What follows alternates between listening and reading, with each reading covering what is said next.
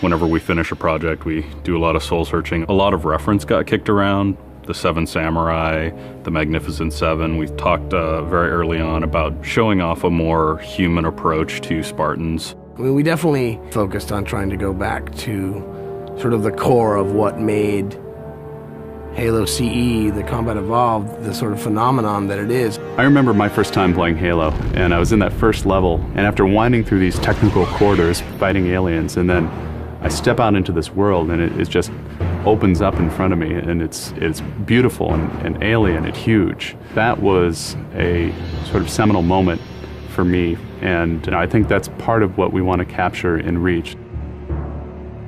Something that was core to the game at the beginning was that sense of wonder and exploration. We started with a series of events. We basically set out like, okay, from this date on Reach to this date, we built a military campaign.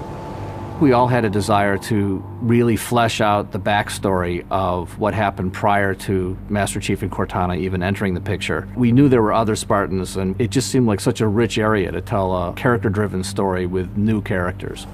We wanted this team to feel like a Delta Force type team that are usually a smaller number. Why are we not seeing explosives residue? This particular team, Noble Team, they've survived by staying together. You're Noble Six, you're a replacement for a Spartan that's died. You're experiencing this story, boots in the mud. We looked at the story of Reach, and it was obviously a more intimate, character-driven story.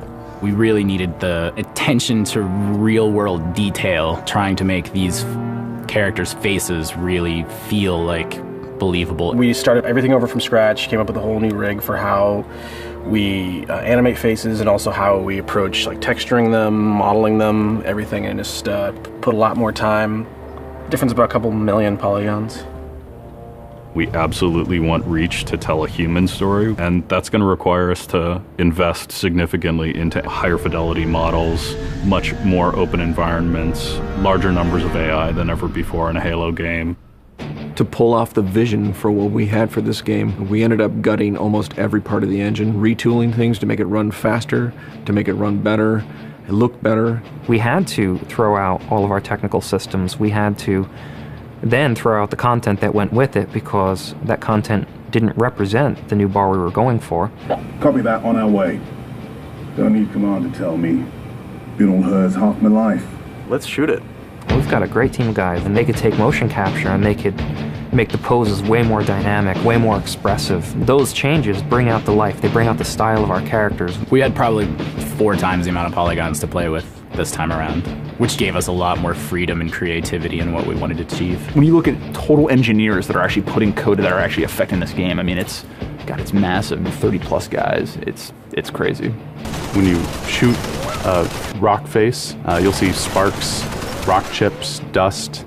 In Halo 3, we had a maximum of 100 colliding particles. In Halo Reach, we have thousands. We've got much more customizable Spartans than we've ever had in the past. The number of polygons we can draw at one time has skyrocketed. It's changed the way we build things up close as well as out far. This is where Noble Team arrives, and then you're going to work your way down, all the way down these terraces. Big open environments, epic skyboxes. These are things that are quintessential to Halo. Like, we're building a planet that exists 500 years from now. We want to build spaces that you want to explore. We want to put twice as many characters, vehicles, and weapons into that environment.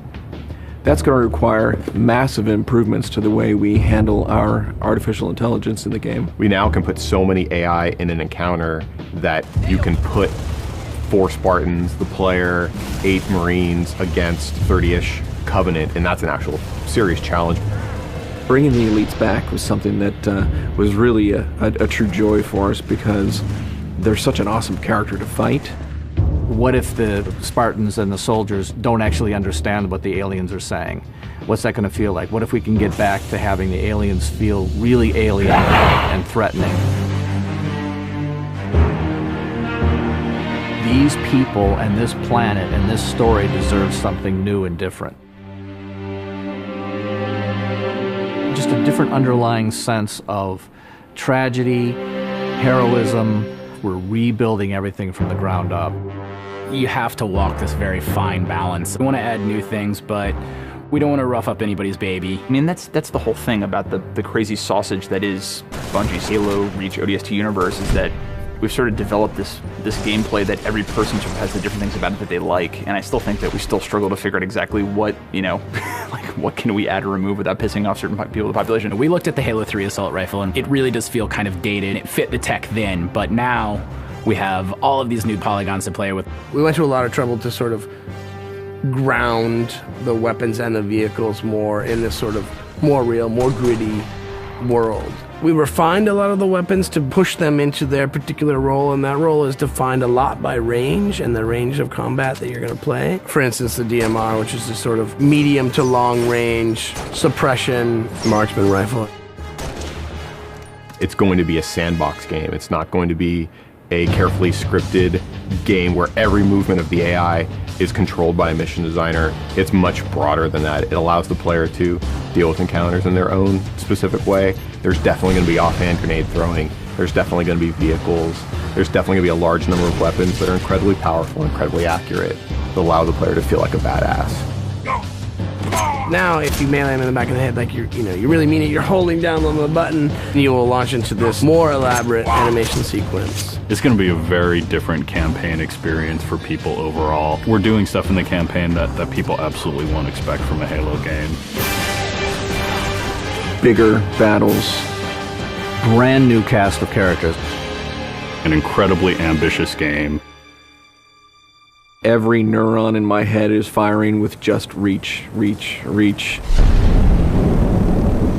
We knew from the beginning what the end was going to be. This is the definitive Halo made by the people who created Halo.